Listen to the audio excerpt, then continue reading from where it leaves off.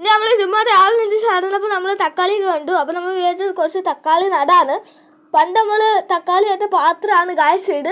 അപ്പോൾ നമുക്ക് ഇന്നത്തേക്ക് നമുക്ക് തക്കാളി ഇടാം. അങ്ങനെ ഗായ്സ് നമ്മൾ കുറച്ച് തക്കാളി മുറിച്ച് വെച്ചിട്ടുണ്ട് ഇതിനകത്ത്. അങ്ങനെ ഇത് വിളിക്കട്ടെ.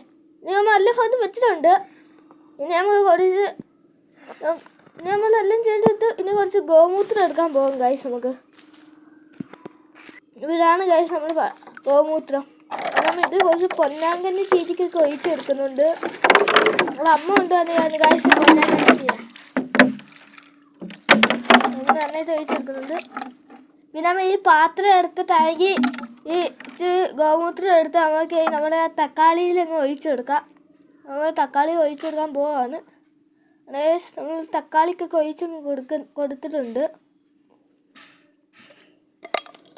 അപ്പോൾ ഇന്നത്തെ വീഡിയോ ഇത്രയേ ഉള്ളൂ. എന്നാൽ ഗൈസ് നമ്മൾ കൈയൊക്കെ കഴുകുകയാണ് ഗൈസ്.